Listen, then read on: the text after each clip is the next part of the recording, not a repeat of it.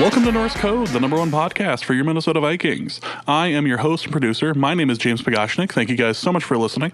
And at the other end of the tin cannon string, we have our analyst and co-host. You know him from numerous blogs and podcasts around the internet, most notably from theathletic.com. He is useful human Arif Hasan. Arif, the question on everyone's mind right now, and Eric Thompson, I think, has summed it up best. Do you own a Blasting Game jersey yet? No, and honestly, CJ Ham wasn't all that great last year, so getting marginally excited about somebody who's got a lot of athletic potential that could replace him, that's not that weird. I always pick some random guy. Sometimes it's not even until we get into a couple days in camp. 1 year was Trey Roberson, right? That didn't work out. 1 year was Adam Thielen, so dope. But we were incredibly high on Adam Thielen that year. I recall that very well. I got so angry at the Rodney Smith truthers. I was like, no, Adam Thielen is better, you idiots.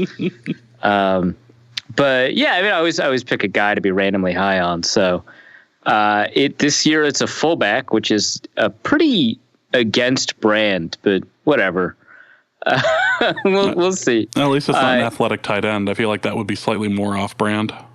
Yeah, that would be that would likely be disastrous. Although, were I to have a chance to stand for Cole Hicatini, I probably would. But there's no chance he's making the roster.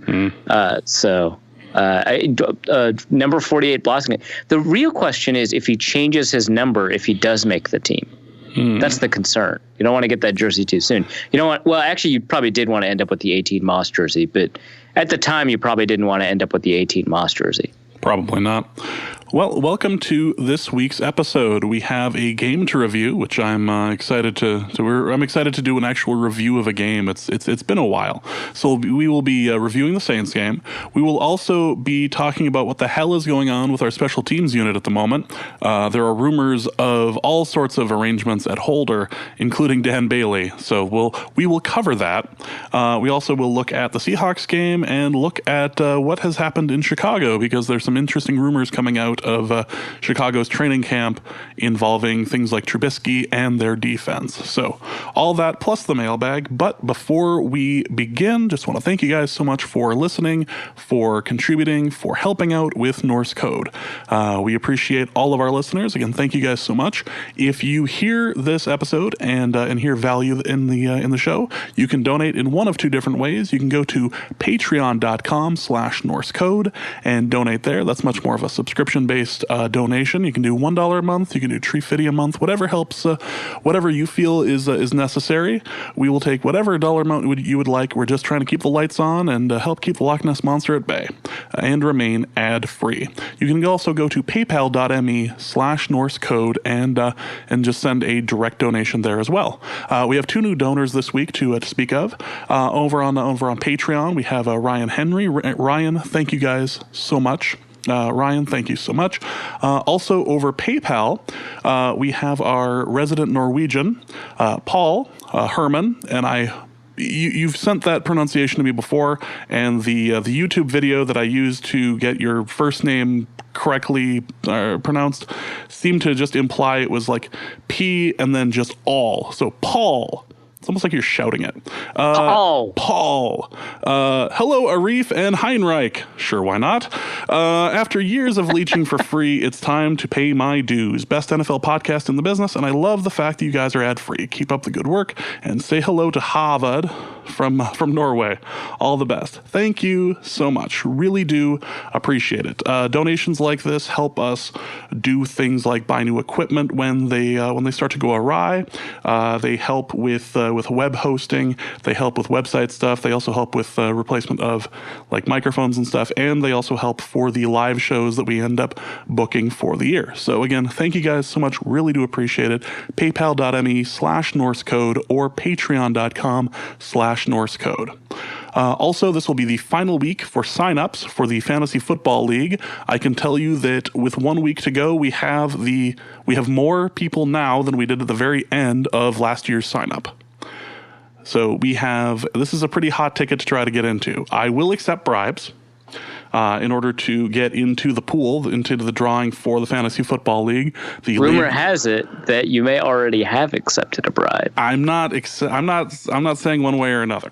I am, however, saying that if you would like to bribe your way onto the onto the league, a good way of doing this is through patreon.com/Norse Code or paypal.me/Norse Code.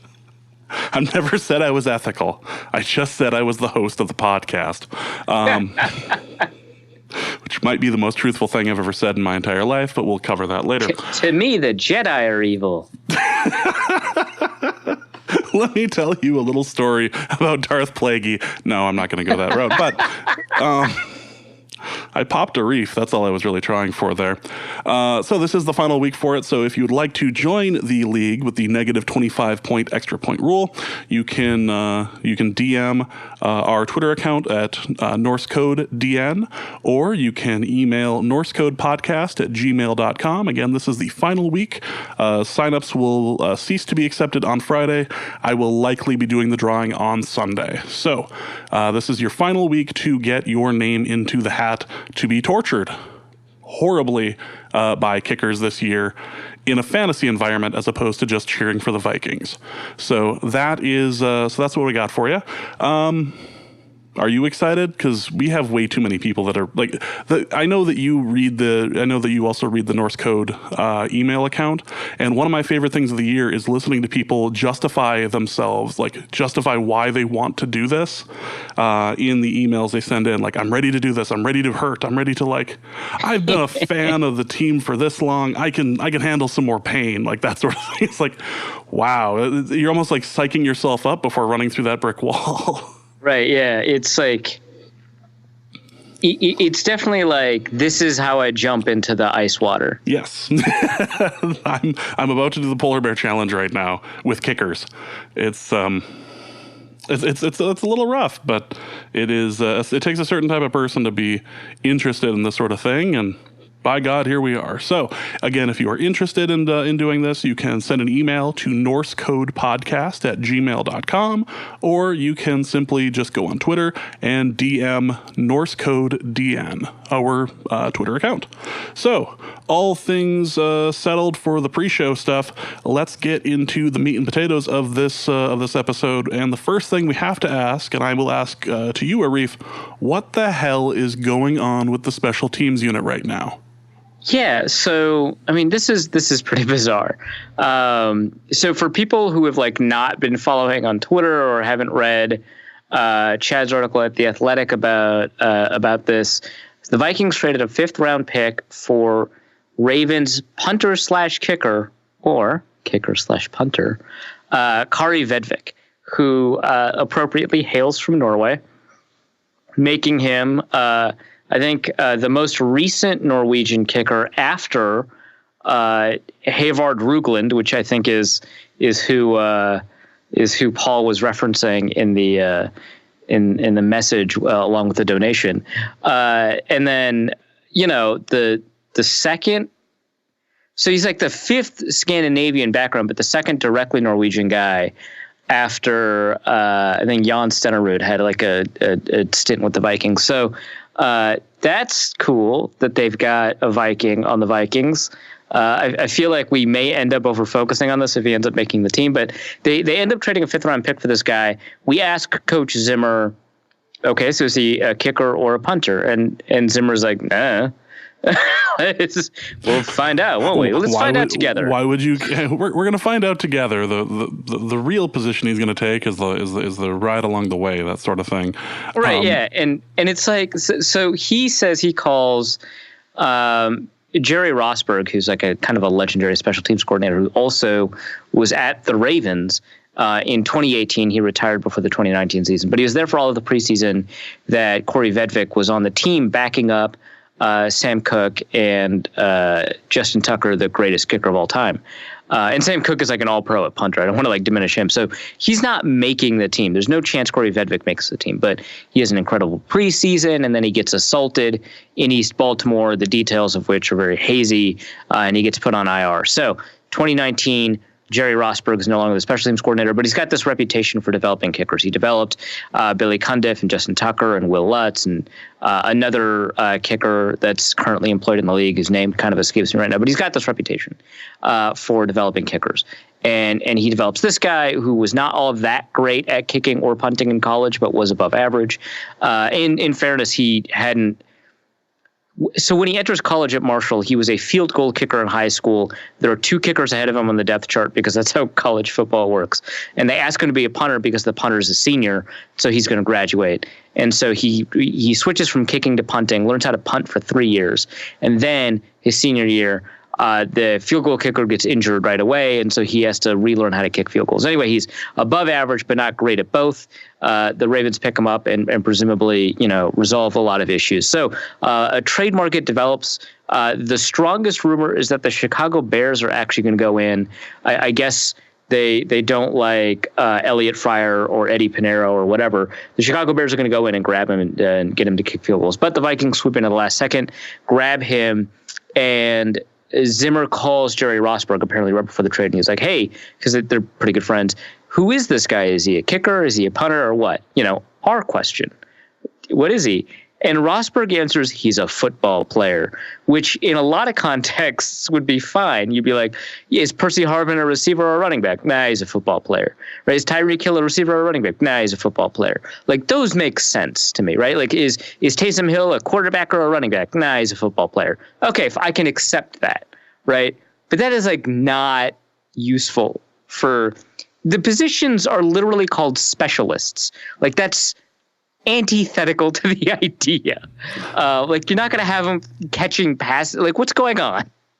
I mean, he might end up. I'd kind of like to. Right? Yeah. Who knows? I'd kind of like to see that sort of situation. But the fact that we ended up burning a pick for him is right, without a job in mind. Yeah, it is. It seems like acquiring. It seems like you're acquiring players without having a purpose. Necessary. Right. Like, so they obviously have a purpose because they have a specific skill set, but it still seems odd that you grabbed him without knowing what you would want to do with him. Right. And like, I kind of get it analytically. Like, if you're Spielman, right, and you're like, well, we think there's a 50% chance he turns into above average kicker or a 50% chance he turns into an above average punter. Well, now you've got, like, assuming that they're not mutually exclusive, a 75% chance you've gotten somebody valuable. That's pretty great. That's better than most draft picks. But I can't imagine that that's actually how it, like, plays out in real life. Like, that would be bizarre. But I get, like, the thinking, like, well, if he's maybe good at either of them and possibly good at both, like, wow, that's great. But that's just, like, very weird to me. And also, I don't think those percentages would be correct. But there you go. So we show up to practice yesterday, and we're like, man, what's he going to do? And Matt Weil is just kind of standing off to the side while all the other specialists work, and we're like, oh, he might be a punter. The other day, before they acquired Corey Vedvik, Zimmer was like, Dan Bailey is not the problem. Everything else is the problem. Dan Bailey is phenomenal. And we're like, well, Zimmer, for all of the things that he does in pressers that can be kind of annoying to journalists, he doesn't lie. And that's really important and remarkable, right? If he doesn't like a player, he'll either blast them or just, like, kind of not say anything or be non-committal. And if he likes a player, he'll go, in on that player. Right. Which is why I'm pretty confident Tyler Conklin, like, makes the team. Zimmer was like, yeah, he's going to be a big part of the offense. Right. Same thing with Dan Bailey. I think that he's very confident in Dan Bailey, and he doesn't think it's the kicking. It's the snapping and the holding. That's the problem. So fine. And Dan Bailey was like 7 for 7 today. So even better. Right. So then we're like, he's a punter. We go out, we watch Matt Weil standing off to the side, and Corey Vedvik punts some boomers like 70 yards. Right. And we're like, oh, he's a punter. And so we basically tweet out that he's punting. Then later in practice, he's kicking field goals, but, like, from, like, the 5-yard lines, it's like 12-yard field. It's like you wouldn't even kick extra points from there. He's nailing them, but it's like off a tee. There's no long snapper. There's no holder. It's off a tee. Okay, we're like, well, is he fing around or is he kicking field goals? Like, I don't know. And Matt Weil still has not touched the ball, and we're like, oh, I think he's a punter. Matt Weil hasn't even touched the ball. And then Dan Bailey starts taking snaps as a holder from Austin Cutting, and we're like, wait, back up. What? Why? What? That doesn't... Why? And Matt Weil is standing behind as if he's the field goal kicker, but he's not moving to kick. And we're like, maybe this is to teach Matt Weil about holding from like a kicker's perspective and what they want. Maybe. I don't know. And so then Corey Vedvik sets his tee up at like the 50 and just starts booming kicks in from the team. We're like, oh, this guy could kick field goals maybe. He like nails a 60-yarder. We're like, okay, interesting. Maybe that's what it is. And it turns out that Matt Weil didn't touch a ball, not because he's on the hot seat, which maybe he is, but because he like got stitches on his finger. And so like he just can't participate. And like, come on, man. So today Vedvik kicks kickoffs and he punts. And the punts seem fine. I don't know. I should have brought up my stopwatch to measure hang time and been a little bit more diligent about it. But the punts seem fine. The special teams unit doesn't seem to get coverage quite in time, so it's not perfect or anything like that. But the punts seem fine. They're deep downfield. And the kickoff, 5-6 yards deep, not special, but pretty good, right? Like if it was him or Ryan Longwell, I'd be like, wow, well, this is the difference. But Dan Bailey is not bad at kickoff. So I'm not sure, but he's done kicks. He's done kickoffs. He's done punts. He hasn't kicked field goals yet, but it is interesting that like immediately Dan Bailey starts making all of them, which maybe tells me there's something wrong with Matt Weil's holding. Also, I don't think that Austin Cutting has been snapping the ball all that well. A lot of it's very low. Sometimes it even hits the ground before it gets to the holder. But Bailey nailed them all today. So I don't know. I think he's both, but we'll see. Do you think it would be possible that they keep our normal punter, they keep the normal field goal kicker, and they just bring this guy in for kickoffs? Like we realize we're like ruining a roster spot on this, but we want to keep you on. We don't want to put you on the practice squad or anything. So we bring you on just to kick for a while, or just to do kickoffs. And if Dan Bailey so happens to slip, we can get rid of him and you can start kicking field goals. Constant pressure, right? Exactly.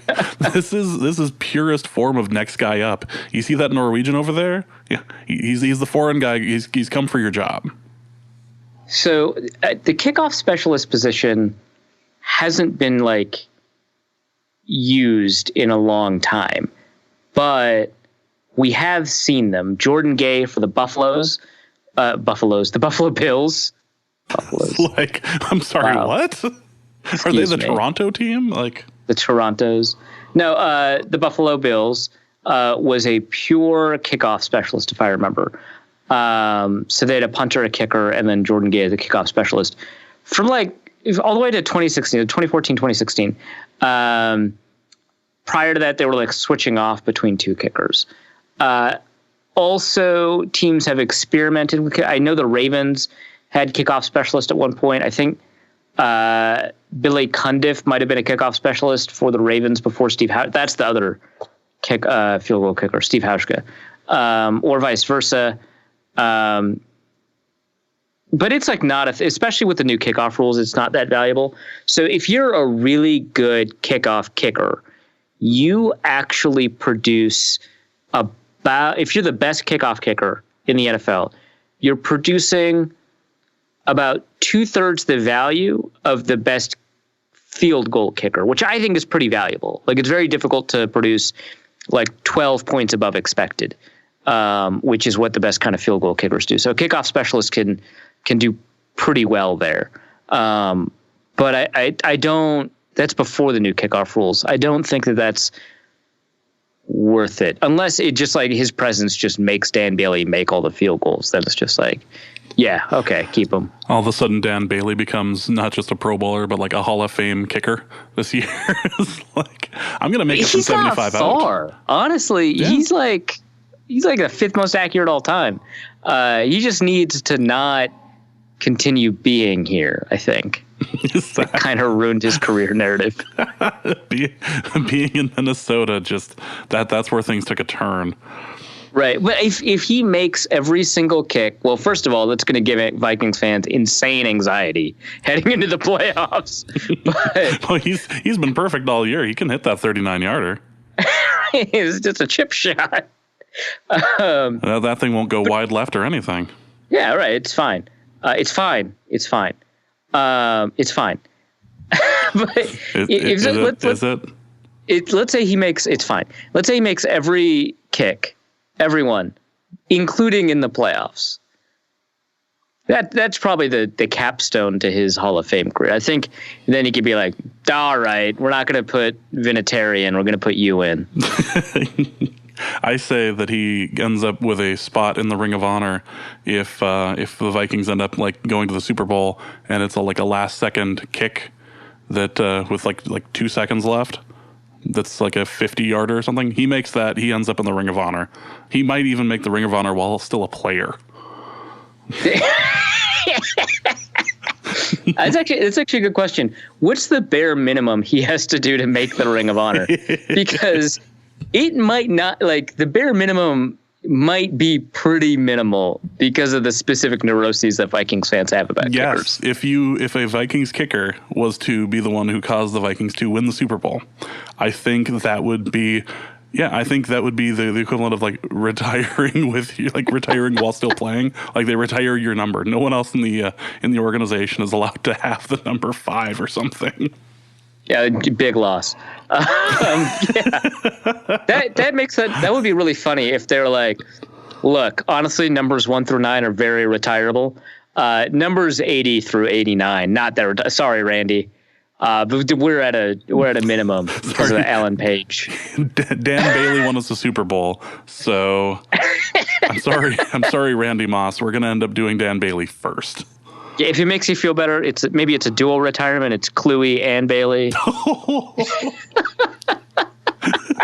It's going to happen on Dan Bailey Appreciation Night. I just want to see Dan Bailey bobbleheads, damn it. All right. I think that's enough hard-hitting. That's enough of that. Yeah, that's enough hard-hitting kicker analysis for right now. This situation is likely to continue to be fluid throughout the rest of the week. We will continue to monitor. We will continue to monitor this and update you as it continues. The next thing we should talk about is the review of the Saints game, which was a victory by the Minnesota Vikings. Lots of interesting things to talk about, including the first drive by the Minnesota Vikings, which was a Cousins to Madison touchdown. A couple of interesting things to point out. And one of the questions in the mailbag, and I'm just going to throw it out here, was regarding the throws to Kyle Rudolph from Kirk Cousins, and he had mentioned that it looked a little forced. I actually took a second to watch the game for a third time this afternoon, and I'm not sure that it didn't look like necessarily that Cousins was really going through his progressions. It did seem like he was leaving with that as this is where I'm going with it. Hashtag football analysis. I like it that you're grinding film. That's great. I had a little bit of time this afternoon. Grind away. No, okay. So I actually have not watched it 3 times. So you're ahead of me on that one. I've only watched it twice. I would say that it's neither forced nor an issue with the progressions. I think coming off of play action, it was just it's the first thing that he looked at. And he had mentioned earlier in the offseason that he wants to get Rudolph the ball a little bit more often in between the 20s, not just in the red zone.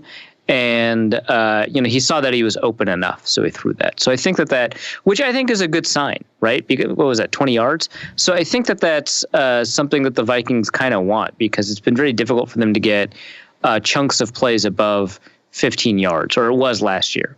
And I think that the key to improving offensive efficiency for this specific team is to find ways to create explosive plays downfield. And if that happens in 12 personnel or 11 personnel, whatever, right? It could happen in 22 personnel. I don't really care. But I think that the way to do that is to engage in play action more often. That one I think was on a moving pocket, which Cousins does pretty well on, and it's kind of a Kubiak staple. And kind of worked with the flow of the offense. That was nice to see. I think overall, I wrote this in my mailbag after the game, not immediately after the game, but I wrote this in my mailbag that the average depth of target for the Vikings or for Kirk Cousins, which, 4 passes, was 11.5, which is very deep, right? That's the deepest last year was Josh Allen at 11.5. And then Jameis Winston was right behind at 11.3. You're not likely to get an average depth of target above 11.5 in a particular season. So a pretty deep throws on those 4 passes, relatively speaking. And, that's something that we want to see more of, because I think that while PFF just put out a tweet that it doesn't make sense to call Kirk Cousins a check down guy. Kean Fahey called him a check down guy and paired him with Alex Smith. And I don't think that's fair. But, they pointed out he's not a check down guy. Look at how many throws he has, 20 yards down the field. And I was like, well, that's kind of interesting because he ranked 27th of 38 quarterbacks in average depth of target last year, the lowest he's ever had. And so I think a big part of that is the route designs available to him put together by John DeFilippo. And one big issue I have is that I've mentioned a couple of times is the route depths that they've been giving Stephon Diggs. But I don't think they necessarily went particularly deep with Adam Thielen either. We saw more of that. We've seen it in camp. We saw it in the preseason. It's good to see. And also the offensive line was out there for 9 snaps and they didn't give up pressure. They looked pretty good. So that's good to see too. So the other thing I wanted to mention was the fantastic catch by Adam Thielen. And it could be argued phenomenal catch. And it could be argued he may have crossed the plane on that. But what an amazing catch. Boy, I don't even know what else to say about that other than that was so I ended up watching two of the times I watched, it was the Vikings broadcast and the other one was the Saints broadcast. And the Saints broadcast was all about how that wasn't a catch. That wasn't a catch. Oh, I'll be damned. That's not a catch. Or review that. That's not a catch. Oh. I can't remember the player who was on there. It might have been Jonathan Vilma. He was like, that was phenomenal. Just Dave Chappelle, right? Doing the white person voice, sounding like that was phenomenal. All right. Beatific. That was really great to see. I tweeted it out and I was like, great catch by Adam Thielen. Somebody else was like, yeah, it was a throw by Cousins though. And somebody else was like, what are you talking about? It's a great throw. And I'm just like, I'm glad I didn't comment on the quality of the throw. It's whatever. It's not bad. It's not good. It's not bad. In terms of ball play, the decision was the best part, right? In terms of ball placement, I thought it wasn't perfect. In terms of what you're asking a quarterback to do, what would be perfect in that situation is a very, very difficult ask because you would be asking to throw it outside instead of inside, and over the top instead of kind of where it was. And there's not a ton of space outside, so it's a relatively small window outside. The problem, of course, is if the defensive back is a little bit faster, just a tiny bit faster, he's in position to intercept it. And part of the reason it's such a phenomenal catch is because Thielen tracks the ball instantly and very well, and then gets into position where it's very difficult for the defensive back to be able to interfere with the catch. He very quickly boxes out the defensive back and establishes primary position on the catch. So there's a lot more, I think, is a lot in that catch. But it was a great catch, and it is kind of a shame it wasn't a touchdown, but you ended up with an Alexander Madison highlight instead, so that's nice. I feel like the Thielen catch actually got me into okay, yep, we're back in football season. I'm officially actually excited for what's going on here. That was really nice to see. And the next play of note would have been the Madison touchdown, which the entire Saints defense sold for. That couldn't have been, they couldn't have tried to do that any better at all. That was perfect. Yeah, it was an exact execution of the concepts that the Vikings Twitter has wanted forever. More play action and get running backs involved at the goal line and stuff like that. It was did those things. And what's interesting is that the red zone design that I've been seeing in camp, the red zone design I saw in that play, very similar. So what typically has been happening, I don't think I'm really giving much away by saying this, but if I am, whoops. But what typically has been happening is that on passes at the goal line, within 3 yards, they've been targeting, instead of, I think last year they did a lot of targeting the middle of the field and the far corners. They've been targeting the near pylon, which is to say not just the pylon on the on the side next to the line of scrimmage, but rather also the pylon on the closest hash. So they've been targeting the closest pylon and getting players to that point. And I think that that's fine. I think that's an extremely hard area to defend. I think refs are very quick to call those touchdowns, especially because they get to review them now. And so, which is what happened on that Madison play. And I think that, in terms of red zone design, that's good. It was a play action. You're right. Everybody bit. I think the only person that got close to not biting on play action was Alex Anzalone, and he was still like 3 steps behind. So yeah, that's good to see. Generally, we've been kind of frustrated with the Vikings red zone offense overall. We were frustrated with it last year, frustrated with it, 2 years ago and stuff like that. And so, hopefully this kind of offensive design is a consistent feature, and we'll see a lot more of it. Yeah, it was really nice to see, and it led to the Saints playing and Teddy Bridgewater at quarterback, which is something. Exactly. We can finally answer the question that is asked every episode that I never ask in the mailbag, which was, how did Teddy look? Teddy looked like he was doing a lot of check down, and I don't know if this was just something that was the way that it was designed or what he was like supposed to be doing, but he seemed like he was getting rushed and rushed often. He seemed like, well, there were 2 sacks of him out there at least. It seemed like the Vikings were getting to him a little bit. I will say that the things about Teddy that have been true throughout his career were kind of true in this game. So he was definitely checking down a lot. His average depth of target was like low. It was like 50th of the 52 quarterbacks that played significant preseason snaps. It was like 4.5, which you never see in the regular season. So he checked down a lot, even if you account for like, hey, he suffered a lot of pressure, which, by the way, Sean Mannion was very close. He ranked 47th. But yeah, it was a lot of checking down. And I would say, he faced pressure, but he was kind of holding on to the ball a bit too, right? And he was kind of holding on and inviting pressure. That said, he was wicked accurate. I think he had 1 inaccurate pass. He had 2 pass deflections and 2 drops that he had to deal with. And so he ended up with a very high 14 of 19, right? So very high completion rate, which ended up, low depth of target, high completion rate, pretty decent yak players. You end up with over 8 yards an attempt. And then also that final drive in the 2-minute drill. He did a really remarkable job, and he was pushing the ball down the field in that case too, with a couple of passes that were 20 yards. So the thing that struck me the most is that A, that he looked comfortable, which is nice to see, but B, it felt like he had a little bit more zip on the ball, which is cool. That's the thing he said he was kind of working on during his rehab. It kind of showed up.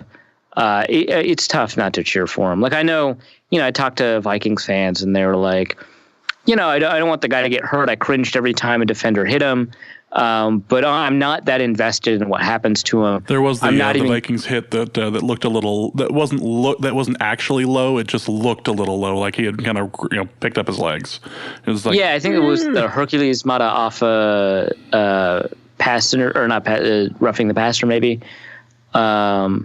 Incredible throw on that play, by the way. Yeah. Something like that. But yeah, and a lot of Vikings fans I've talked to have just been like, well, I'm not actually investing in the abs. I'm not even really going to cheer for him. I just don't want him to get hurt.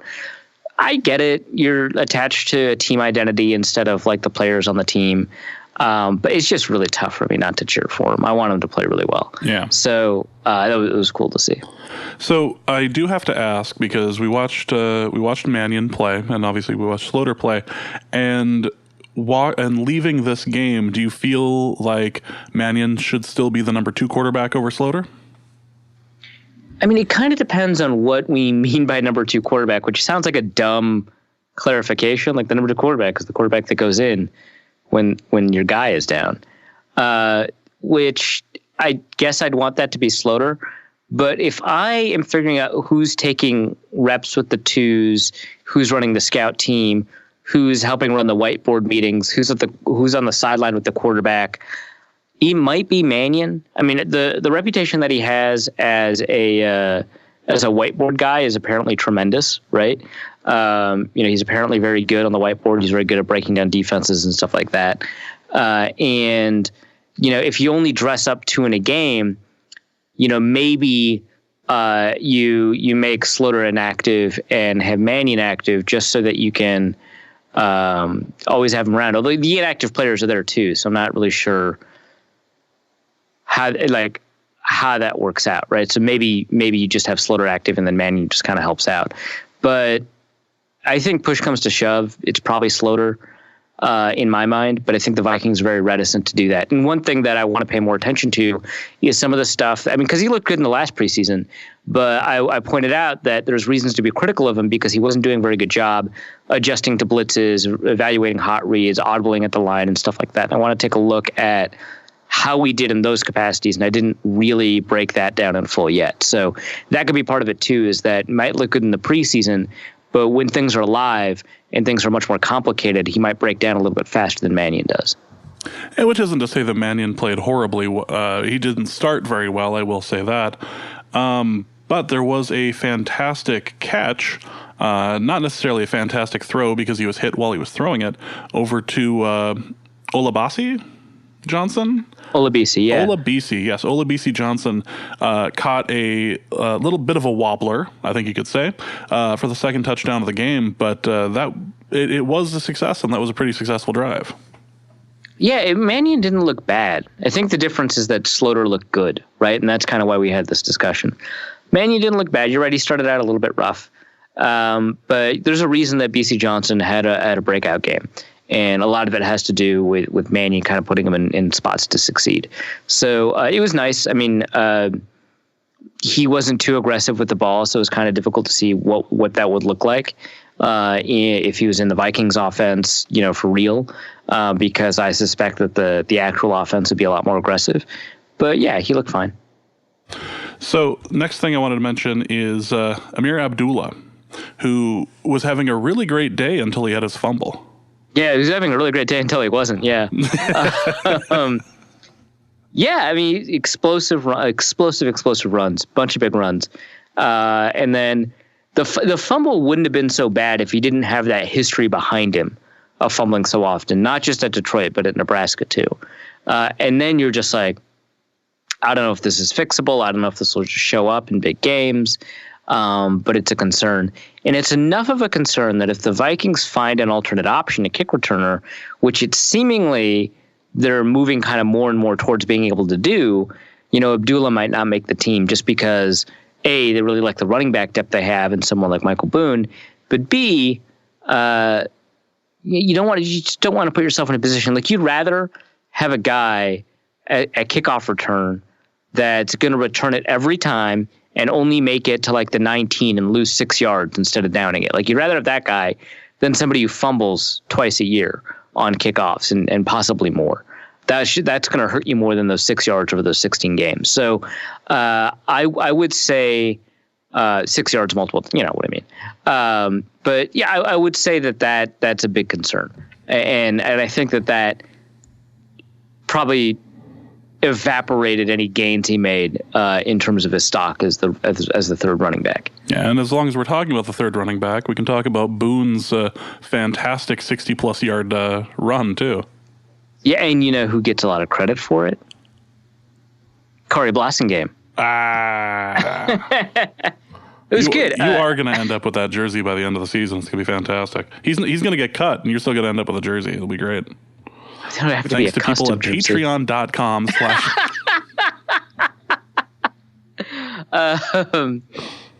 It would have to be a custom jersey then. I don't know that the Viking shop would be selling Blassingham jerseys quite yet. Not until he receives Kyle Juszczyk levels of fame. Well, but fame is used pretty loosely here. But yeah, it was good because the thing we heard about Boone is he's this remarkable athlete. He's the best athlete at running back on the roster, which, by the way, no longer true because of some fullback they grabbed from Vanderbilt. But what we've been hearing about Boone is that, he's sparked up. He's got a great 40 time, like 4.44. He's got this incredible explosive ability. You could take a look at his vertical leap and broad jump and see that he's got incredible explosive ability. And hey, he's really quick. You can take a look at his scores in agility drills and be really happy with what you see there. And just the total package is remarkably athletic, and that's true. But what was nice on that run is you got to like see it translated. Like one of the issues with Charles Johnson, I mean, he was this insane athlete in terms of testing. And I'm not saying it never showed up because he was definitely a better athlete than a bunch of people on the field at the same time. But just the way he like moved and ran, it kind of robbed him of a lot of that athleticism. Like he still like found a way to like be 40 yards downfield. But like if you watched him, he'd be like, that baby deer is learning to walk for the first time. And so sometimes that tested athleticism doesn't translate to the field. And I was beginning to kind of have concerns last year that Boone, though clearly a better athlete than the players on the same field as him, wouldn't look that remarkable. And I think that run, we got to see it because not only did he have great long speed, which is good to see, but he had great change of direction. He planted and moved upfield really quickly, good acceleration and burst. So, good to see. I would say that his vision, which is kind of one of the skills that I criticized him in terms of coming out of Cincinnati, I think his vision generally looked good, even outside of that run. And I liked what I saw. Plus, he's just a really good route runner. Although, I just saw a couple of clips of Tony Pollard, who's the running back wide receiver at Dallas that might just take over for Zeke when Zeke holds out. That dude's a crazy good route runner at running back. Boone could learn a couple things. But I would say Boone is well above average as a route runner for a running back. Yeah. Just as a complete side note, can you imagine being the Dallas's GM, knowing that it's Jerry Jones, but being in a situation where you have Zeke holding out and you also have your quarterback Dak Prescott reportedly seeking a $40 million contract at the same time? Like, oh no, a headache, man, such a headache. You're going to be in like Vikings level of salary cap hell pretty soon if you keep doing that. So that's kind of the main points of the Saints game. There were a couple other things we could talk about, but let's go over the main battles, like the wide receiver 3 battle. Who do you think kind of stood out and made the positive strides? I would say that the preseason game gave us very little clarity as to the wide receiver 3 battle. And I think it's because we just didn't get to see opportunities for guys that could legitimately compete for that, wide receiver 3 job, because I don't think BB got any targets, much less receptions. And so we have to kind of define, everything around it based just off of camp and not off the preseason. So it would have been nice to see a little bit more from genuine candidates at receiver. But I would say that we saw a little bit out of Jeff Badette, especially surprisingly as a run blocker. We also saw that out of Dylan Mitchell, who was one of the key blocks on the Mike Boone run. But we didn't see anything from Brandon Zylstra. We didn't see anything from Jordan Taylor. It was just like, okay, all the guys that could be wide receiver 3, they didn't do anything. Cool. So we didn't get a bunch of clarity there, but we did get some clarity on overall the shape of the depth chart at the bottom, because we saw BC Johnson really separate himself from the other rookie receivers. And that's something we really needed to see, because all 4 of those rookie receivers were looking pretty poor, which, I think one good sign is that I didn't arbitrarily attach myself to one of those receivers, because I do that every year. I'm just like, this undrafted receiver is my favorite now. And this year I was just like, no. So they were having a lot of difficulty in camp, really demonstrating that they were ready to contribute early. I think last year my guy was Brandon Zylstra, which I guess I was kind of wrong on because it ended up being Chad Beebe, but he made the roster first, so I'll count that as a win. But yeah, BC Johnson seems to be doing a pretty good job, and he actually had kind of the furthest to go because in the spring he was abysmal. He couldn't get open. When he did get the ball to hit his hands, he couldn't catch it. You know, Dylan Mitchell had more highlight plays. Davion Davis had more highlight plays. Even Alexander Hollins had a little bit more going. Like, BC Johnson was playing very poorly in the spring. And now, even in practices now, so it's not even just that preseason game. Even in practices now, it's been kind of a gradual ramp up. But, you know, he's really separated himself from the rest of them. So that was good to see. What about defense? We haven't talked a lot about how the defense played. How did you feel it went? I would say the defense largely looked pretty good. It's difficult to tell when, like, they're playing the first team guys are playing against second team guys, but I would say, like, on the defensive line, the only guy that really consistently disappointed was Curtis Cothran. I guess I didn't love Everson Griffin or especially Stephen Weatherly. I thought he actually played pretty poorly. So I'll say him too. So Curtis Cothran and Stephen Weatherly I thought played pretty poorly.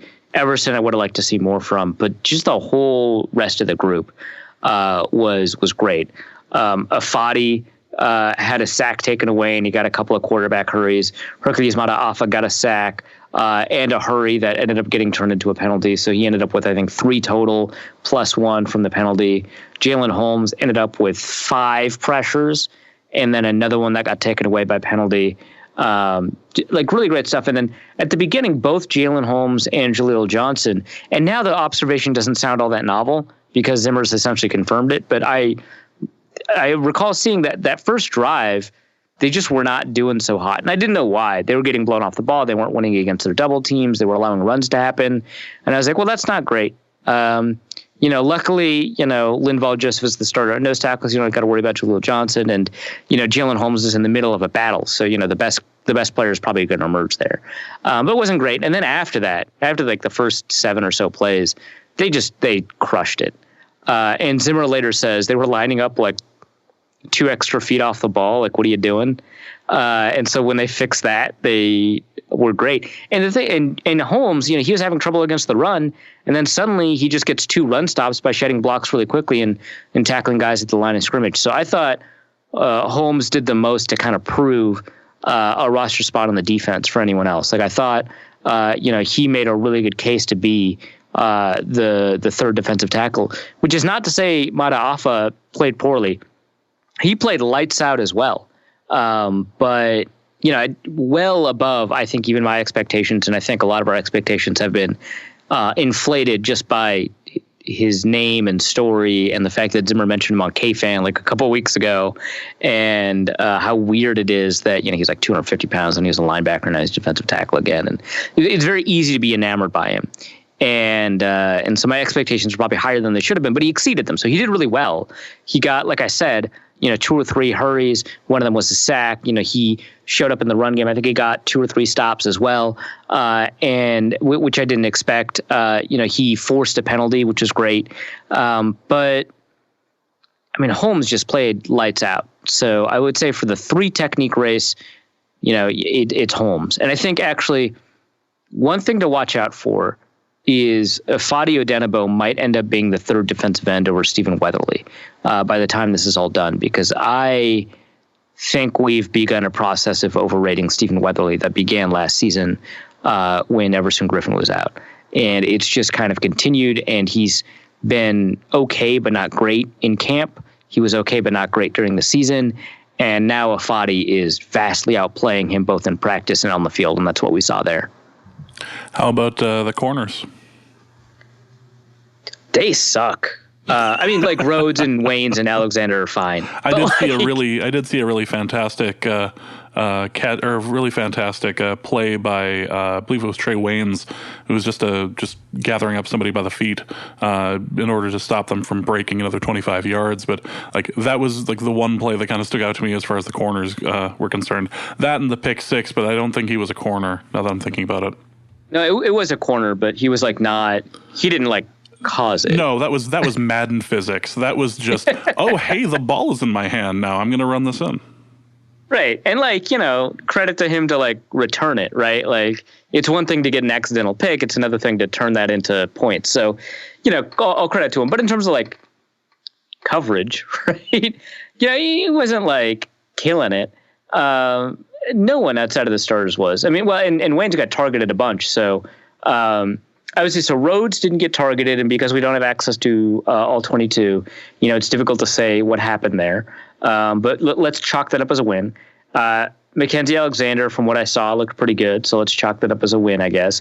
Wayne's was very up and down. He caused a pretty big penalty, and I think that penalty was on him. And then he also caused a really critical pass deflection, which I don't know if he got his hand on the ball, but he very clearly caused the ball to be incomplete, which actually, if they had called pass interference on it, I would have been like, yeah, that makes sense. That's fair. But they didn't, so it's a good play. They were great. And then everyone else is just garbage, I guess, except for the pick six guy, Nate Metters. Yes. But like, it's not like he was good aside from that play. Duke Thomas just got roasted, like crushed. It was bad. Bene Benwikri, real bad. Had a good day today, by the way, in camp. Which, by the way, Duke Thomas did not have a good day today by any reasonable stretch of the imagination. But I mean, they got demolished. Chris Boyd doesn't look very good, which he didn't play in the game, but just, that's as an aside, that's like something to be concerned about. Craig James, I didn't think looked very good in the game. Holton looked fine. It's kind of difficult to talk about him because you're like, yeah, he looked great. By the way, ignore him for about 9 weeks. But, he looked great or fine. So that's good to see. But it's like kind of a disaster, I think, below the starting three, right? Because we don't know if Mike Hughes is going to be healthy yet. He would be the fourth guy. Holton Hill is out for half the season. He would be the fourth guy. And these other guys this is how bad it is. In my last 53, I carried 4 corners. I was just like, you know what? Marcus Epps and Jaron Kearse, they're just better corners than Duke Thomas. So that's how bad I think the depth situation is. That's not ideal to be sure. Any final thoughts about the New Orleans game? Anthony Harris is really good. Whew. Agreed. He's really good. Also, Armin Watts is like a sneaky good nose tackle. So this coming week we have the Seahawks game that we can talk about, and as an esteemed member of Seahawks Twitter, based on that wonderful image that was making the rounds on Twitter a couple of it must have been last week or the week before, which really was, if you had to look for it, but you were featured in the it was, like you said, it was a Where's Waldo. It was a Where's Waldo, or rather Where's Arif in this, and you can find him along with the random pair of glasses over there.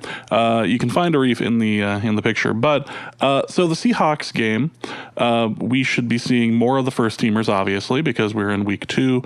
Week 2 and 3 tend to be more of the build up for it, and then week 4 is just try to make the team as best you can. What should we expect from the Vikings going into the Seahawks game for week 2? I mean, the more I pretend to know about the Seahawks, the worse it's going to be for me. Just accept it. We're going to Seattle this year anyway. Just lay it all out. Physically going to that godforsaken city. I can't wait. Great. Okay, well, obviously the running game matters more in Seattle than the passing game. So let's talk about that first. They're really, really high on Chris Carson. They think he'll see like 50 targets. He's going to be the starting guy. Their first rounder is not, but he's kind of the second guy. They're pretty excited about him, but mostly, and they think, he'll turn the corner, but mostly it's about Chris Carson, who's like a super athlete, right? Which is like all of Seattle, loves these super athletes or these supersized guys. So, that's something to pay attention to, is that there's going to be, again, a renewed focus on the running game in Seattle, which, makes Seahawks Twitter very upset. That makes me happy. They're also a team that does fullbacks. I know Our Lads has them listed as having 2 fullbacks because they've got Bo Scarborough, who was a running back at Alabama, was at Jacksonville. They've got Bo Scarborough listed at fullback. I don't think he is one. I think he's a running back. But again, I don't follow the Seahawks, so I don't know that. But I am pretty sure he is lining up at halfback, and they've got one fullback. But I wouldn't be surprised to see a bunch of heavy formations, 21 personnel type stuff. And so that's going to be interesting because it'll test the Vikings in base defense. So we'll get to see kind of a little bit more of Ben Gedeon and kind of how that'll work out and whether or not, the Seahawks move into play action or motion guys out of the slot. You don't really have to worry as much about their tight ends. But, it's something to kind of pay attention to. In the passing game, there's a ton of buzz for DK Metcalf, and I guess deservedly so. He's a second round pick, first round grade, super athlete, except when you ask him to change direction. And there's just been kind of a lot of, this guy's been good throughout camp, so he's going to be big. Obviously, Tyler Lockett is a really good receiver. With the 7th round pick from last year, David Moore, he might feature. I'm a huge fan of Gary Jennings, their 4th round pick.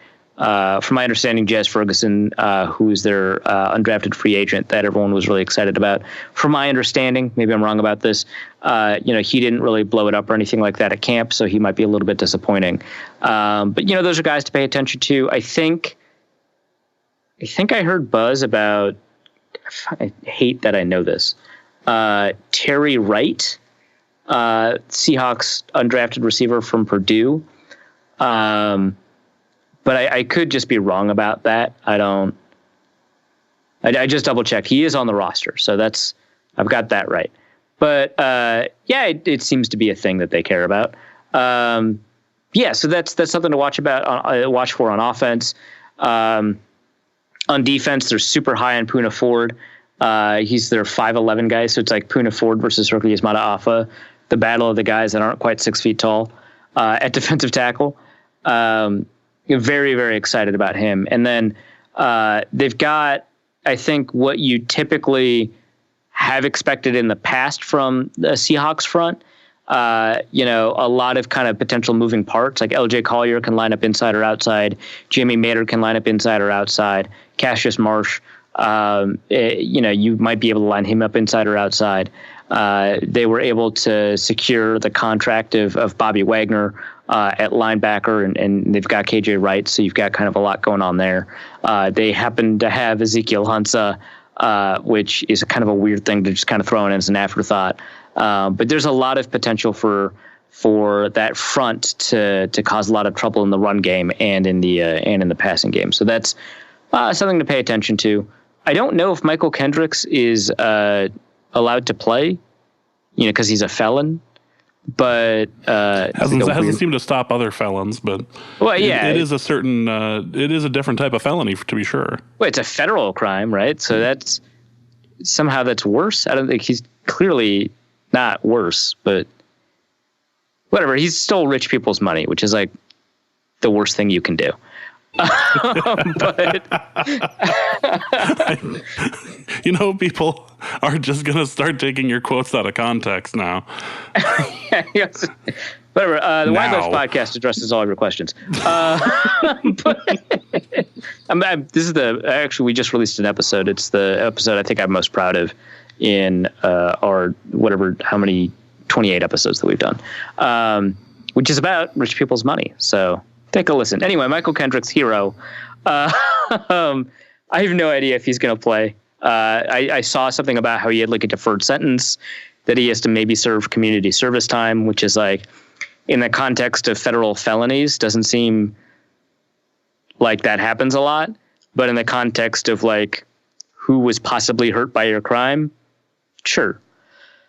But plus you've got narrative superstar Shaquem Griffin, potentially lining up at one of the other linebacker spots. Interesting to me is that they've got this Utah guy, Marquise Blair, that they drafted in the 2nd round, who I thought, and this always happens, I thought they overdrafted him, but he's been lighting it up in the preseason in quite a literal way by destroying guys and probably penalties. But that's been exciting for people.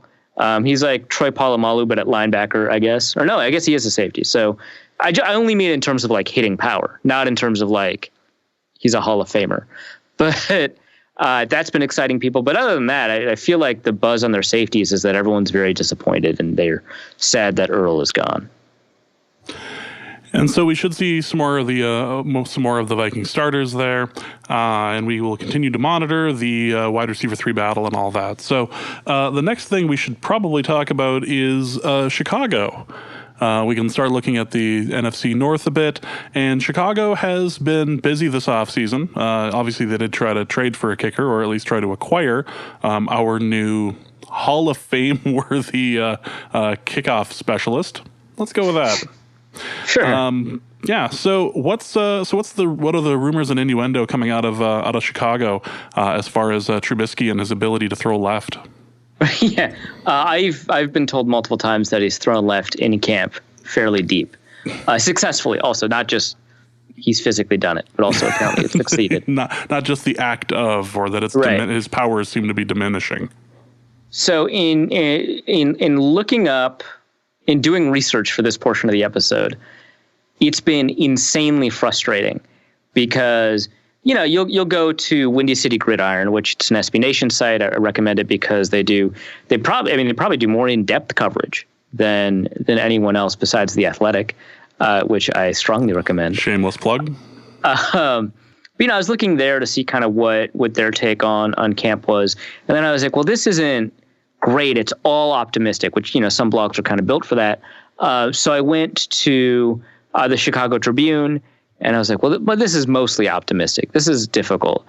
I went to The Athletic, of course, and it's difficult because it's like, it's a young team that is coming off of a remarkable season. They've got talent everywhere, and everyone just kind of presumes that their quarterback is going to do well. And so every time he struggles, they couch it. Every time he succeeds, they kind of blow it up. And then the rest of it's very difficult. And so everything is positive. Like everything I'm reading is just like, well, all the signs are that the defense won't regress. They've been playing lights out in camp. Also, the offense is scoring 500 points. And you're just like, but which is it? Right? Like it's so difficult to figure out what's happening based off of the coverage in Chicago. But in my attempts to read between the lines, these are my guesses, right? One, Allen Robinson is fully healthy and potentially able to contribute like he did when he was great at Jacksonville. So that's something to potentially watch out for. That, last year he wasn't necessarily at full health. People seem to think that he's at full health. Draft pick, a recent draft pick, Anthony Miller is injured. He has not been participating. So we've seen a lot of Taylor Gabriel. He is who he is, right? He's a small, fast guy that catches the ball deep, but he doesn't do it, consistently enough. The third receiver in all of this seems to be Javon Wims, 7th round pick. I don't know a ton about him, but people have been talking him up. Riley Ridley, I guess he might be hurt too or something. I don't know. But he hasn't been as involved. I would expect him to kind of increase his involvement overall. But those are the guys to kind of watch out for and maybe be a little bit concerned about kind of Allen Robinson's ability to kind of grow into the role. At tackle, they haven't said anything, which leads me to believe that there are probably concerns at right tackle and left tackle with Charles Leno and Bobby Massey, especially because there's been a lot of really great things said about Khalil Mack and Leonard Floyd. And so, deductively, that means the tackles are getting whipped. So that's something to maybe watch. If Everson Griffin struggles against Charles Leno, then maybe we can get kind of more of a sign that he's not necessarily coming back. Whereas if he crushes Charles Leno, then we can, I think, be maybe not comfortable that he's fully come back, but we know that he's kind of on the right trajectory. So that's great. But the interior line is going to be a bit of a problem. Kyle Long has had his first healthy offseason where he hasn't had to have surgery.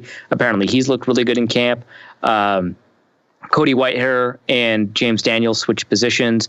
That has apparently gone very well. They don't have a lot of depth along the offensive line, so that's something that, if the two struggle against them, that's maybe time to reevaluate kind of what's happening there. But that's something to think about. I think Trey Burton has been injured for a good chunk of camp at tight end, and so they haven't had a lot of tight end production. That, they have undrafted free agent Dax Raymond. That's kind of interesting. They have, a couple years ago, they drafted Adam Shaheen in the second round. He's been kind of a disappointment. So I don't know that there's going to be a significant tight end threat, coming out of that division, but that's something to potentially monitor. And then Mitch Trubisky. Saving the best for last. Yeah, so Evan Silva Evan Silva's kind of had this thing where he thinks Mitch Trubisky's an awful quarterback, and in fairness, he is. But Silva's been he's been playing a game with this. So the Chicago Tribune publishes an article which includes an evaluation of Mitch Trubisky. The evaluation has pros and cons, and Silva tweets out all these cons, and I'm just like, I'm eating it up. I'm living it, right? And the cons are fairly substantial, right? They're like, he has not played well. Like, oh, well, that's a pretty big con, I think. Right? Like, he's throwing a lot of picks and he's not throwing a lot of completions. So that's an issue. But the pros are like, the coaches think he's picked up the offense really fast. They're really impressed at the speed at which he's learned the offense. He's, making his own calls at the line. He understands what the offense wants him to do, which to me is just like, you're supposed to be there. I don't know that that's like an enormous amount of can you imagine if tomorrow Stefanski comes out and just says, we're really impressed with how quickly Kirk Cousins picked up the offense. You'd be like, what the fuck? Of course. What? Really? Be like, yeah, that's great. That's kind of one of those backhanded comments. Like, boy, you look really good today. ... Right. It's exactly that. But, people were a little upset. Arif didn't read the article. It said that, he's done a really good job processing his reads really quickly. Right. Which is that's in between coach speak and throwing interceptions. Right. That's something that's fairly substantive and kind of on the field, but also difficult to evaluate. So, yeah, he's processing reads quickly. He knows the offense. He knows how to add complexity to the offense. And Silva's response to this was to say, but also Matt Nagy said to slow the offense down. I think in context, that clip is more, he doesn't want to outsmart himself and get too cute, not Trubisky is dumb. I don't think that's what Nagy was saying. But, he throws a lot of picks in camp. The response to that is, but Matt Nagy asks him to throw in double and triple coverage to see what he can get away with, which is a legitimate function of camp.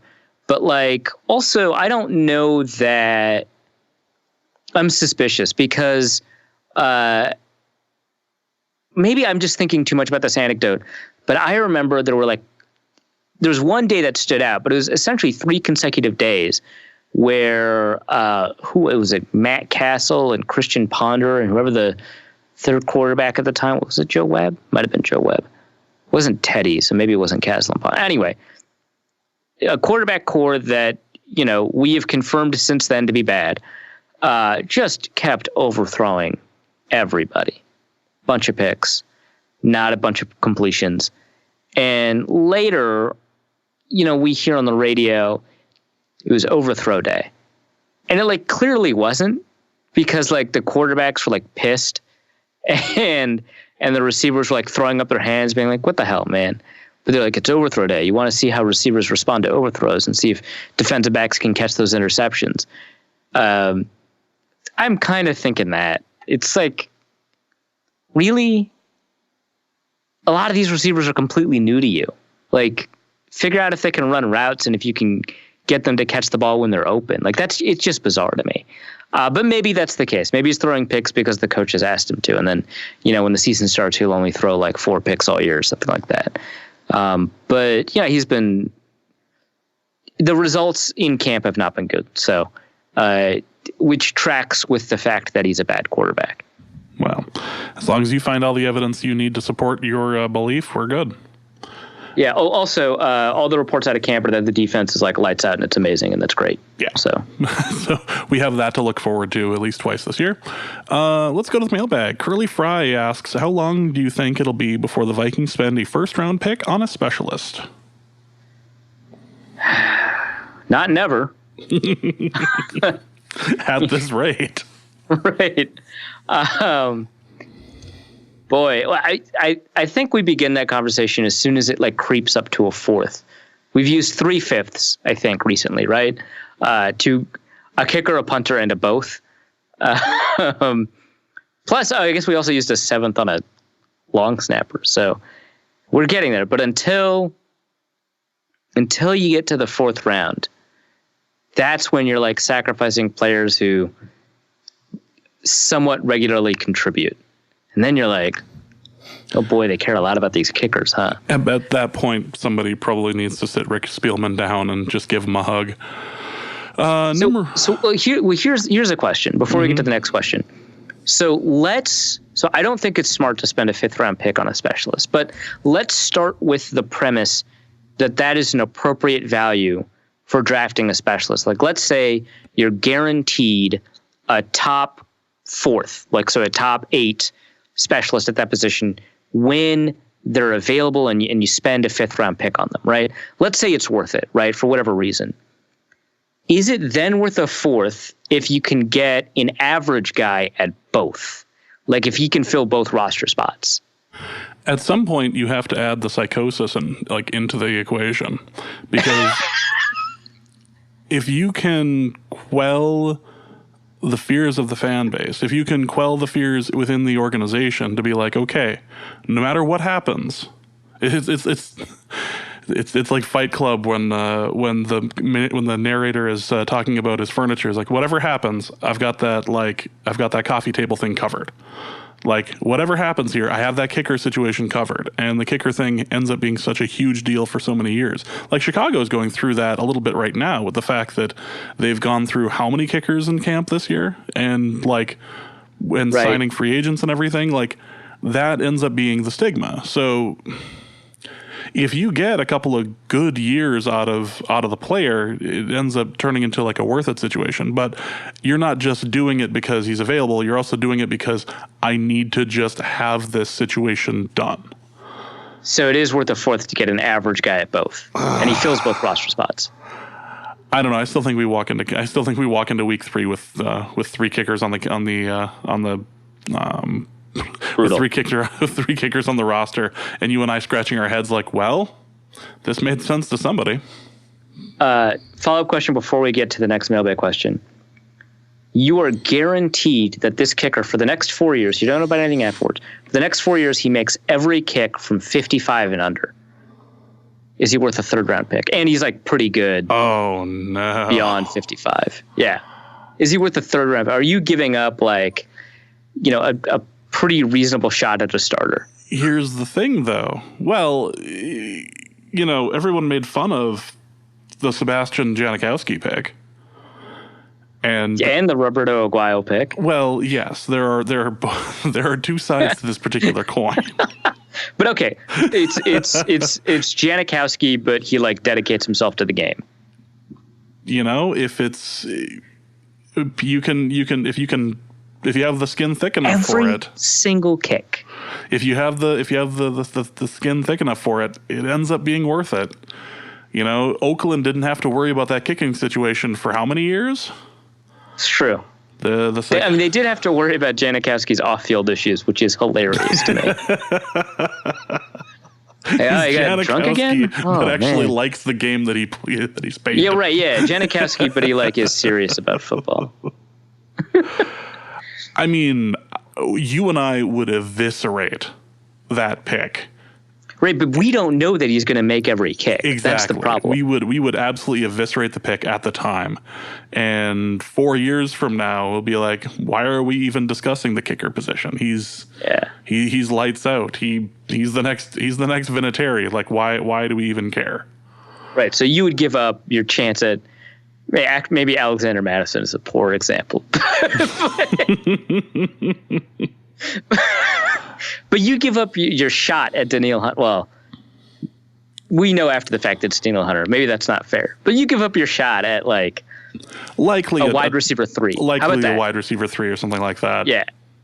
And you'd be like, so you, the GM, are like, I know for a fact this guy's going to make every kick inside 55 yards, and a pretty good chunk of those outside of 55. And if we have to do a fair catch kick from 70, he's got a non-zero chance of making it. I know these things. 3 points or 3 points. And if you have that guaranteed, that means a hell of a lot. And if you have that, if you have that in the back of your head, this guy is always going to hit it, it's hard to say no to that.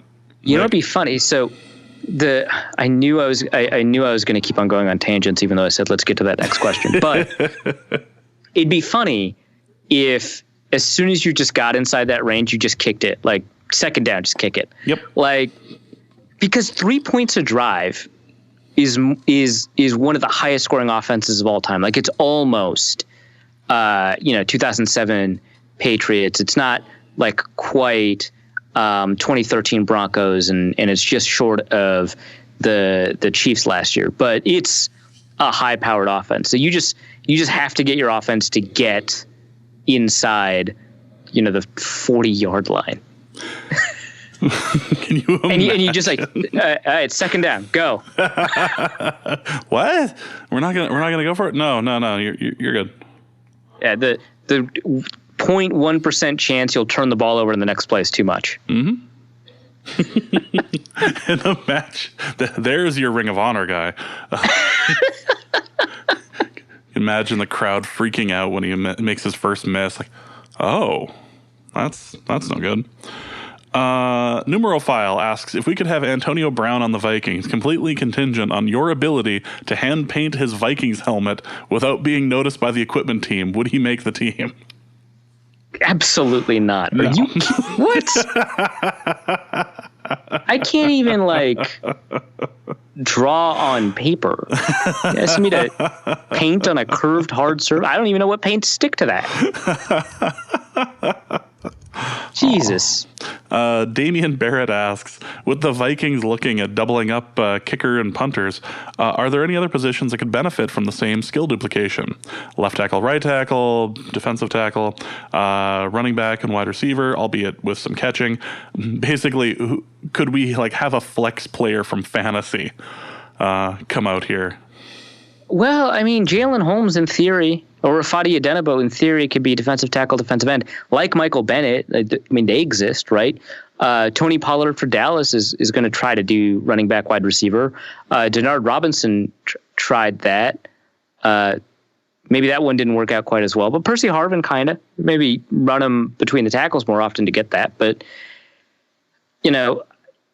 is it good? Yeah. I can't see why it would be bad.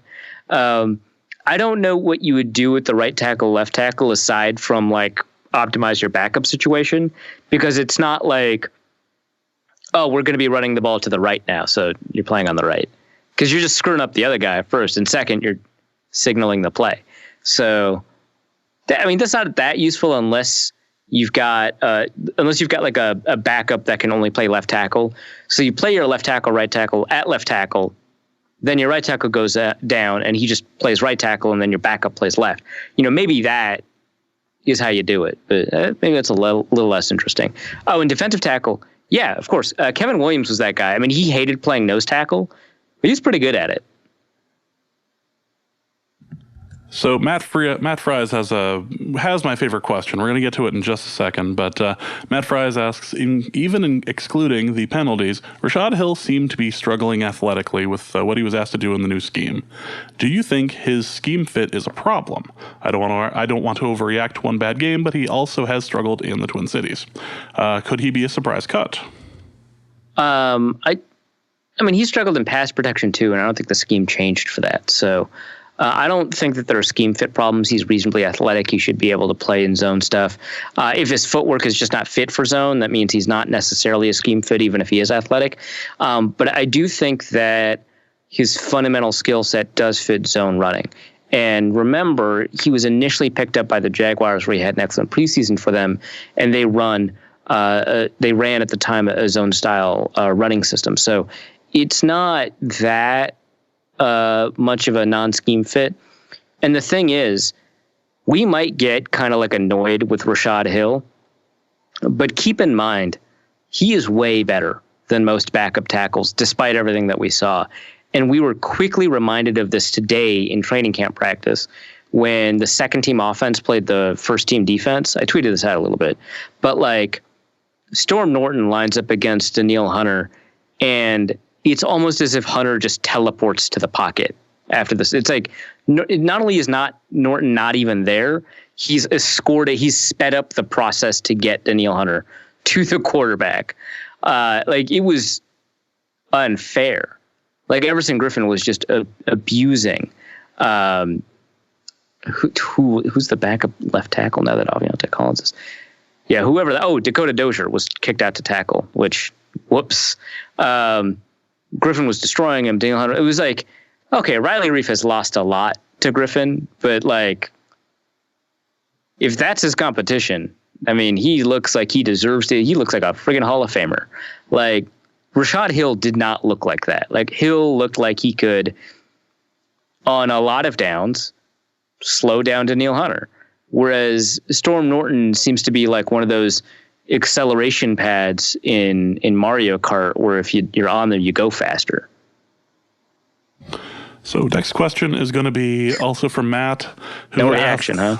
No. I thought that analogy was good. But, I liked it, but I was more focused on this question. For Arif, sit, start, or cut? Being a member of Seahawks Twitter, Vikings fans who get annoyed at people who still root for Teddy, and turkey. This is so brutal. Oh my God. Okay, I think. Mm-hmm.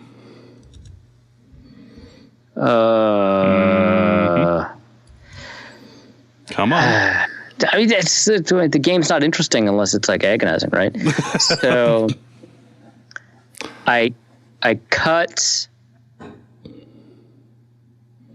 No, I still don't have a decision. Oh no. Come on. Cool. So here's the spectrum, right? Like, you can make good turkey, right?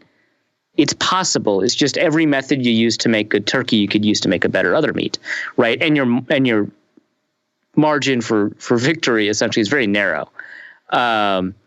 So it's possible, but it's not like Vikings fans who are annoyed about caring about Teddy are all that obnoxious. So that's not that bad.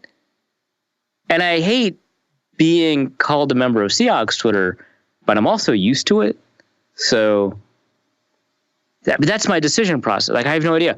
I guess I'm cutting. I'm going to cut Seahawks Twitter. I'm going to start Vikings fans who get annoyed when you care about Teddy. And at the very least, you can just dunk on them if they get too annoying. And then I'm going to bench turkey. I feel sick. That was everything I hoped it could be and more. Thank you for that. Speaking of which, Raul asks, if you were the Saints, what would be your asking price for Bridgewater? At least a third. Isn't that what the Saints traded for him? A third? That's pretty high. Yeah. So definitely better than that. He looked pretty decent. Definitely not. I don't think you could ask a first, though. So the minimum is like a third and a fifth. But I would say you'd start shopping them around a second and see if you can get a little bit more, like a second and a fifth. Yeah. JPC asks, all the people are talking about the Kubiak offense, but is the Stefanski influence visible as well? Or things or concepts Kubiak hasn't used? I mean, that's really difficult to tell. We don't know what Stefanski, quote unquote, branded offense would look like. And so you'd have to, you basically asking the question, you have to play kind of an elimination game. Like, oh, has Kubiak used this before? And the problem is that though Kubiak has a very particular set of tendencies for the way that he designs offenses, he's not resistant to innovation and changes. I would say that the way the running backs are being used in the passing game, which Kubiak used running backs in the passing game a lot, don't get me wrong, but the way they're being used in the passing game here, the routes they're being asked to run, how often they're being asked to split wide, that doesn't seem something I've seen typical of Kubiak offenses. So I would say that there's a good element to that. I think anything involving Irv Smith we didn't see with Kubiak, and I don't know if it's, Kubiak has never had a tight end like him, or if Stefanski has a lot more interesting ideas of what to do with the tight end like him. But there's that. I think some of the near zone stuff or the near red zone stuff is kind of not quite as Kubiakian, if you will. But it's really difficult to tell kind of whose is what's and what gets credit for which. Kubiakian, you say? Yeah, I was hoping you'd gloss over that one. Yeah, no such luck. Should have made it a Mario Kart reference.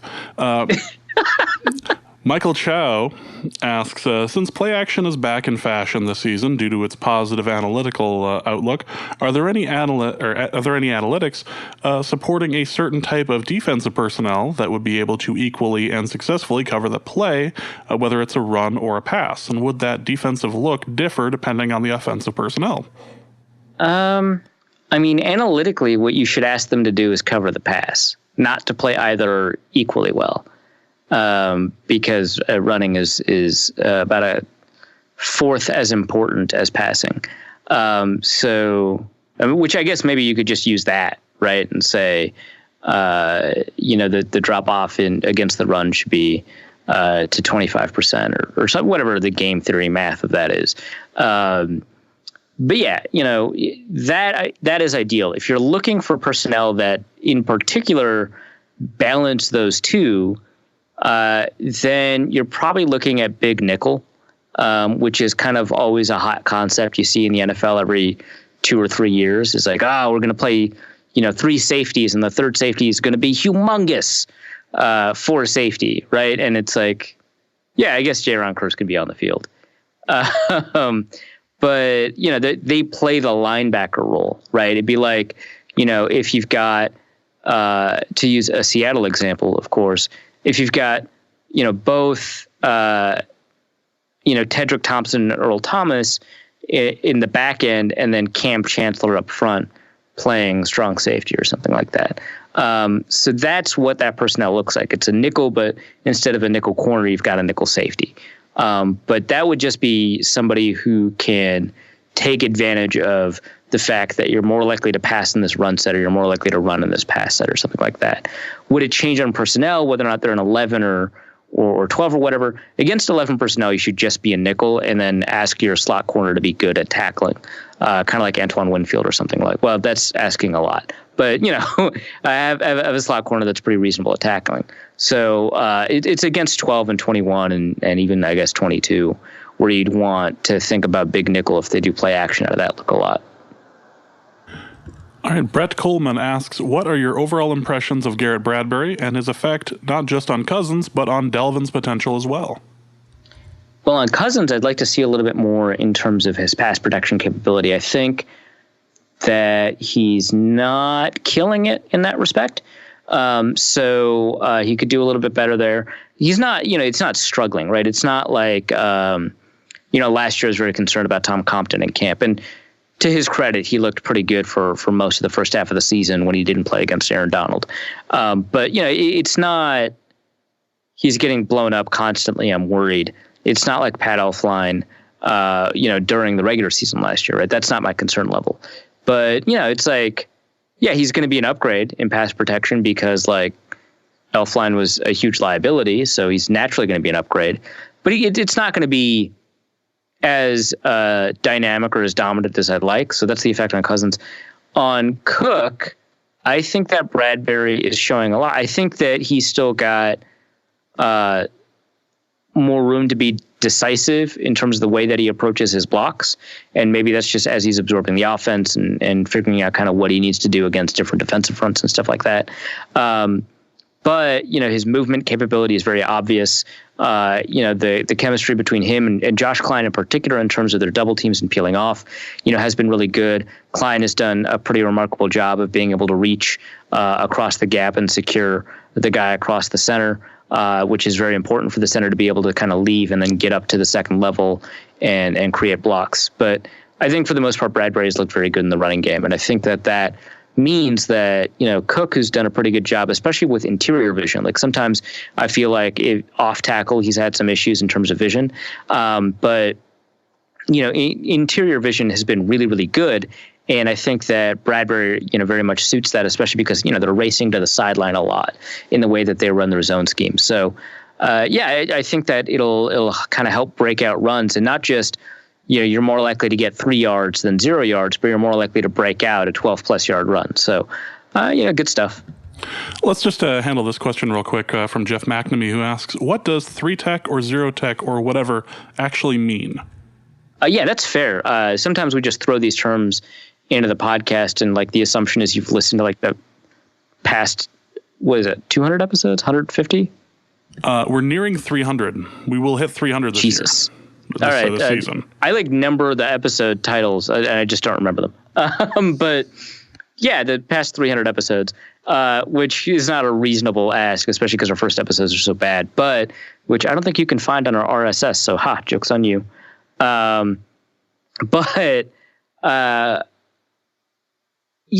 difference between the two is just that the 0 technique is lined head up over the center.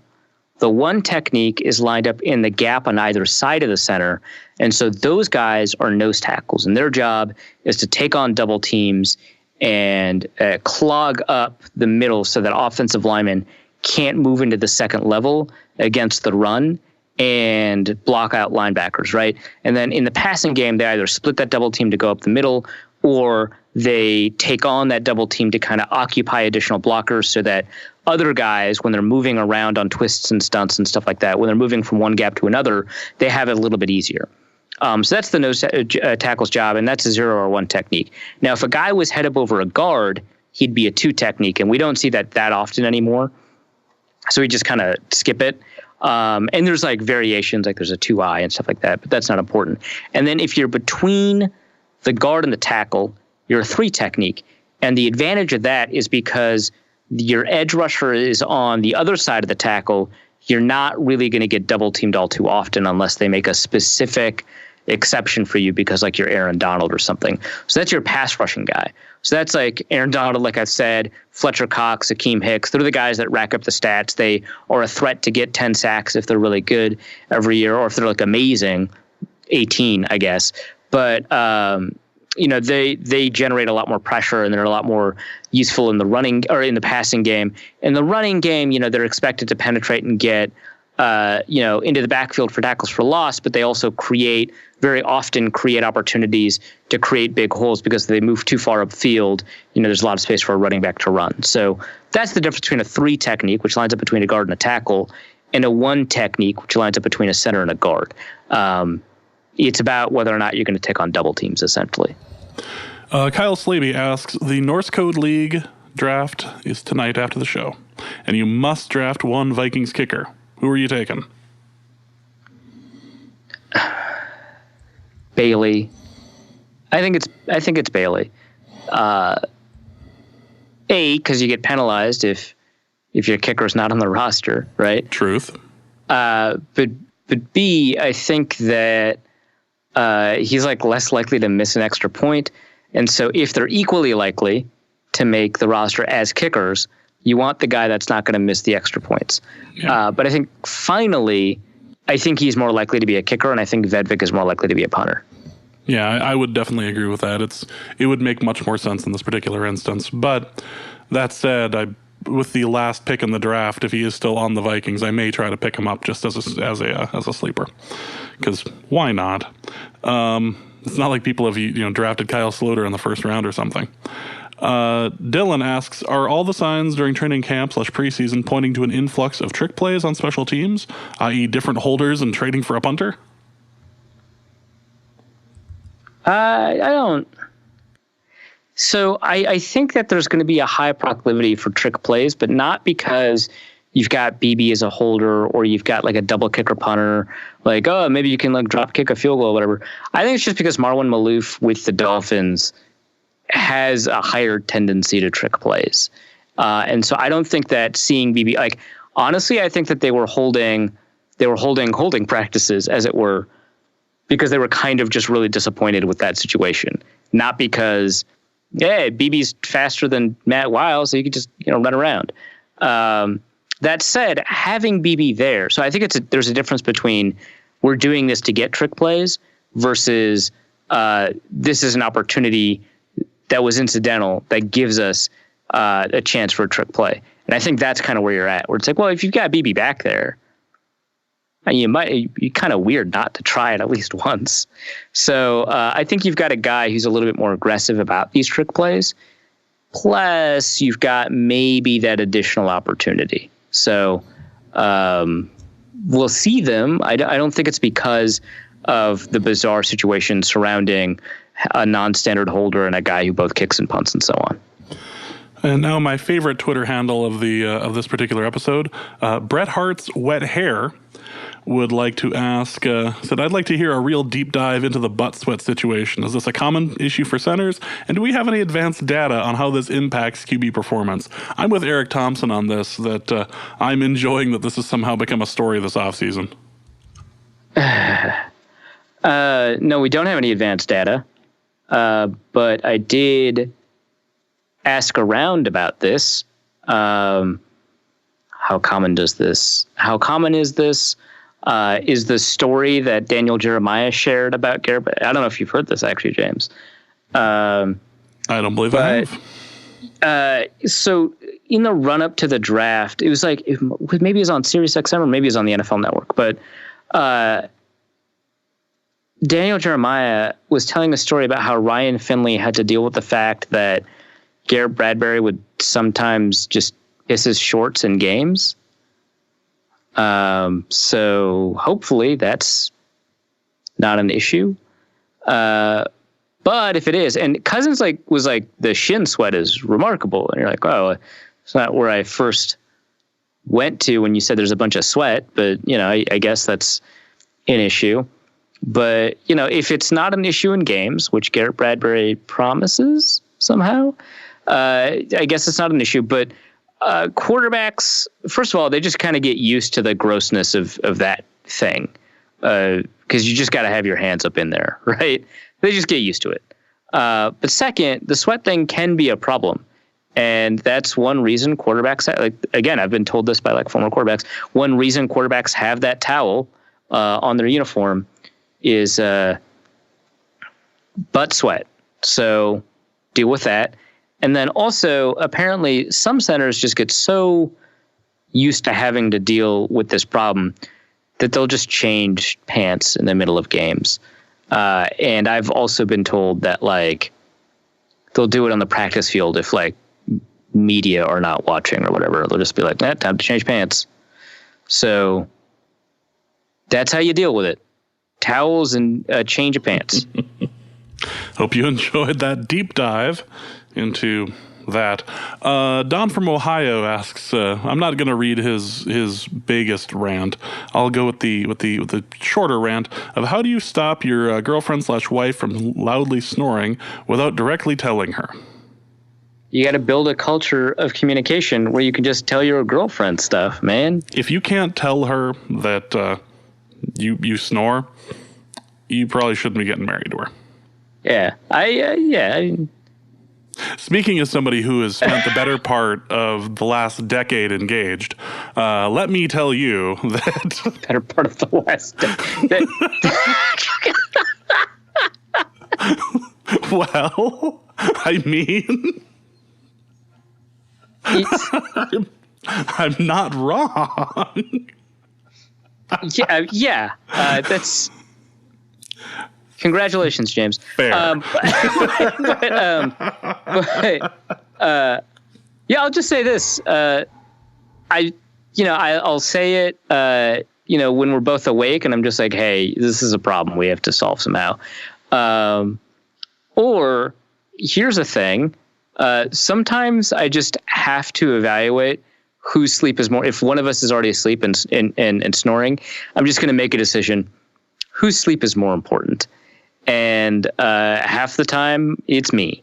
And so I'm just like, you're waking up now, so I can fall asleep. And then hopefully you'll fall asleep after that and we're fine.